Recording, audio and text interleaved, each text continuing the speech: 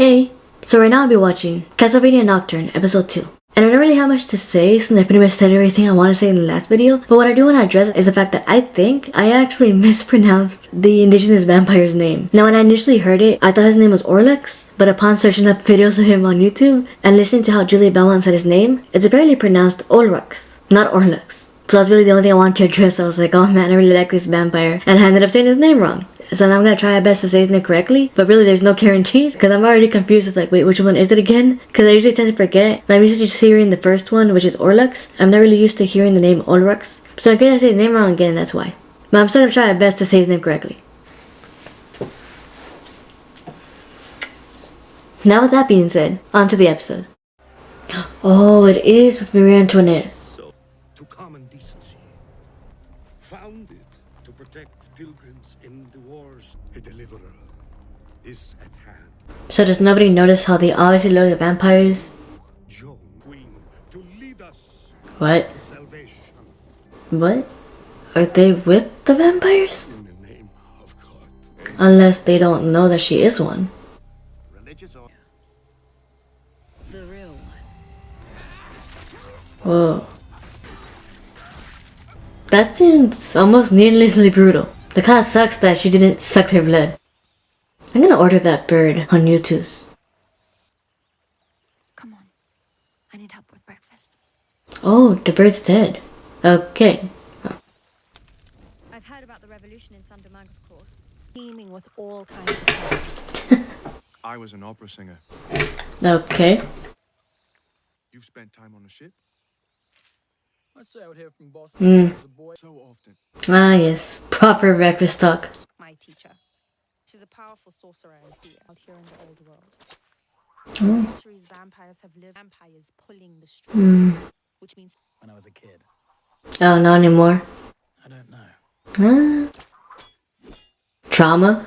the Messiah was a monster. But even as a demon, she tortured. What's her Oh, she knows her. Was she a friend of hers once? Oh, I like the pink highlights. She's gonna be turned or just be food? Kinda reminds me of Aaron's mom. Please. I thought she was the Messiah. Who I had to leave behind. A girlfriend? I thought. So the soldiers came. Damn. Oh. So, similar to Lisa then. She was happy at home and they just barged in and took away everything. Oh. Oh, okay, she has trauma from her then. So they captured my sister. I tried to save her. Is she the Messiah now? Or was she turned to a night creature?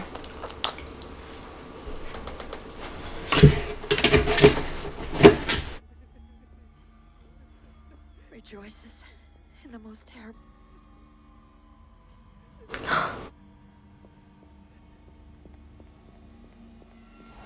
Yeah, I thought so. The fact that she escaped though, I'm surprised. I fled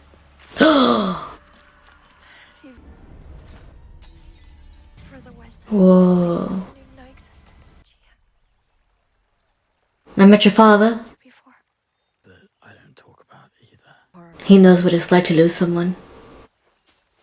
We're going to fucking kill her. See, now this is why I think there might be something between them because like how the way they act, or at the very least the way he acts. Even though I know it's most likely just from trauma, and he's relating to her.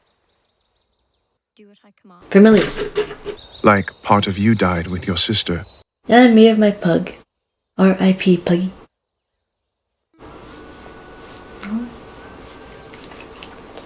Thank you, Tonya.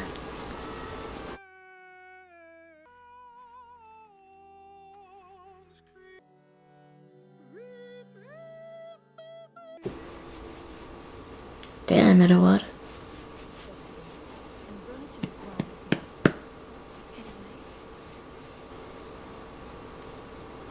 You need to rest. You need to stay hidden. Frankly, 4 is already too many. I promise. The people who built stone circles, Sounds like the spirit world. Back to Ogun and Orisha. Oh, Orisa. Iron and war. That's on my father's side. A parent. Anyway.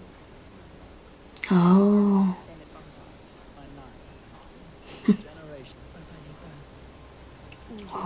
Creole.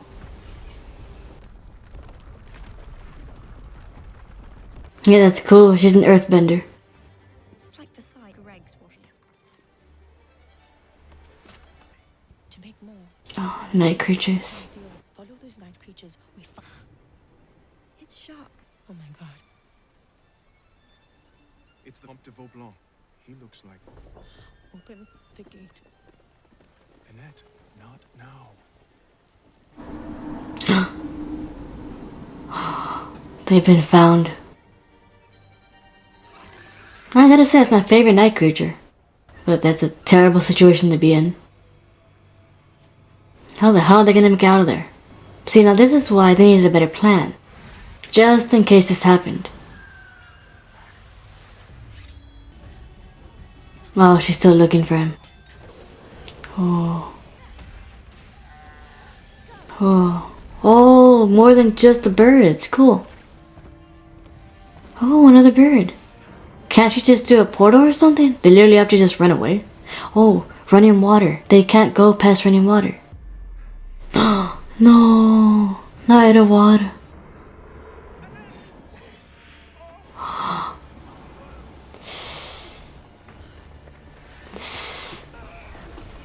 Whoa. What? Oh, I thought she was gonna dismantle the bridge. I like how they just like stopped, like nothing dramatic really. They just like, oh, running water. That's a nice cat. And a turtle. He got captured a lot quickly than I thought. Like, I already knew this was gonna happen because I already got spoiled that he was gonna turn into a night creature, but it happened a lot sooner than I thought. Ugh. What? Give me Gargoyles flashback. Is that the Messiah or is that the Forge Master? Is that the church?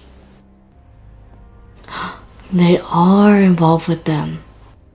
I don't know why that wasn't clear to me before, since they clearly stated it, but I'm still surprised. So modernized, this turning into night creatures. Huh, the book from Hocus Pocus. Oh. It's him! Well, I got what I wanted. I got to see him once, at least this episode. So I'm not really sure why, but I feel like this episode felt shorter than the others. Although we did get to see quite a few things. We got to know a little bit more about Annette and Edouard, and we found out that Annette was once a slave, and that Edouard was an opera singer. Which is interesting, the fact they made him so different. They didn't make them both slaves. They only made one a slave and then the other one be an opera singer. So they had drastically different lives. And yet they still came together in the end to fight for the revolution.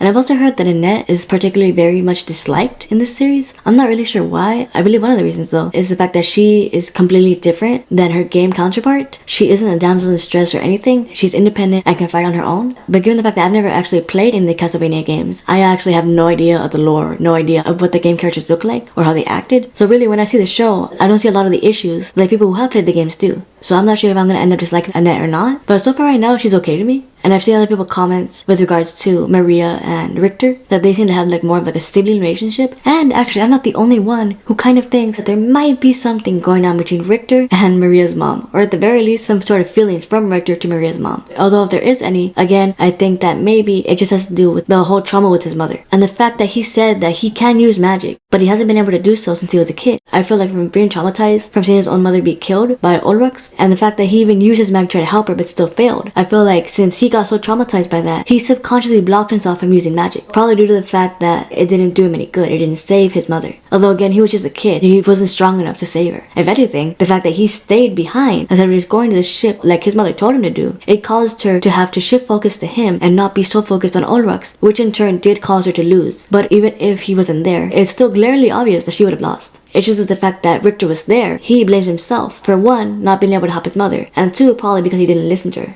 And also my little theory of maybe Maria's mom being in a prior relationship with Ursabet was wrong. I assumed like, oh, were they once lovers and then she just happened to turn into a vampire and that's why they broke up? That's why she had to flee Russia? But turns out no, at that point she was already a vampire. She invaded her village, tried to kill them, and ended up capturing her sister. And it looks like Maria's mom managed to find her sister, not necessarily relatively soon, but at the very least she didn't look as bad as the others, at least from what I could remember from seeing her. But I just knew that the fact that she was there, she was still alive, I was like, no, she's most likely been turned. And yeah, she was. But I was curious to know, since Ursula isn't the Messiah, then does that mean that maybe her sister is? Because it wasn't necessarily clear, although she did stab her. It isn't clear if she actually killed her or not, since she ran away. But could it be that maybe her sister is the one who's actually the Messiah now?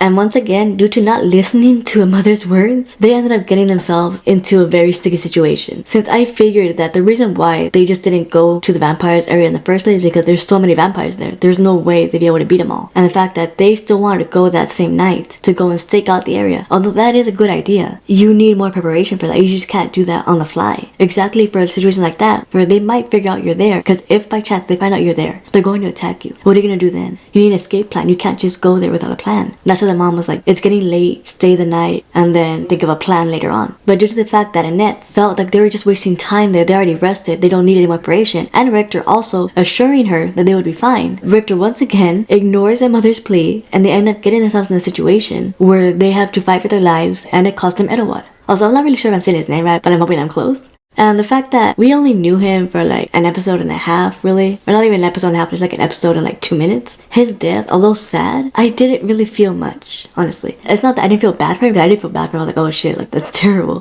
But there wasn't that much of a connection yet to really feel sad, which is a stark contrast to Lisa in the first Castlevania series, because just from knowing her for like a few minutes in the episode, I felt sorry for her, and I'm like, okay, you know what, Dracula is justified in wanting to kill all of Wallachia, because y'all just seriously blame this woman is trying to help y'all, well, mostly instigated by the church. Since with Lisa, we did get to see a bit more personality than we did with Edouard. We see how she first interacted with Dracula, how she wasn't afraid of Dracula, how she managed to convince him to let her stay there to learn more about science and medicine. We don't really see them essentially get married and have a child, but we do see their dynamic in the first few minutes, and we see just how kind she really is, and how she genuinely just wants to help people. And yet, just a kind woman is essentially burned at the stake for just being married to Dracula and being accused of being a witch, all because of that so-called churchman didn't like it. And although we did get to see quite a bit of Edouard, it was just different. It wasn't necessarily the same. He's still very nice, and he still sang a very pretty song when Maria was burying her bird, and he did have some funny banter with Annette. It was just different though. I can't really explain it, but it was just like different. Like both situations are very sad. But I think the fact that essentially Edouard most likely was more or less killed much quicker than Lisa was, because Lisa was burned at the stake, and neither one of them deserved it, but it still happened to them. The situations are just different. I don't think it's because she was a woman, he was a man. I guess you could see it in this way, is the fact that she didn't put herself in enemy territory, enemy fire. She was at her home when they took her away. Whereas Edouard was with the other three, and they were there staking out the vampires. They knew there was a risk. They knew their lives were in danger going into enemy territory. So I guess maybe in that sense, that's why it doesn't seem as tragically sad as Lisa's did. Both still sad though. Also, in case anybody didn't know, Maria's birds are available as plush toys on the website YouTube's. I just found out about that website because I keep seeing the puppy cat plush toy recommended, so I bought it. And then I found out there's actually figures of the characters in Castlevania Nocturne, as well as a plush toy of Maria's bird. And I think he's about $30, but I do plan to buy him. And I was kind of hoping of seeing a figure of Ulrux, but so far he's not there. And although I would love to say that I got my hair straightened just to be similar to Ulrux, it just happened that I got a haircut today and the lady asked me, you want me to straighten your hair? And I was like, yeah, go ahead. So I did it.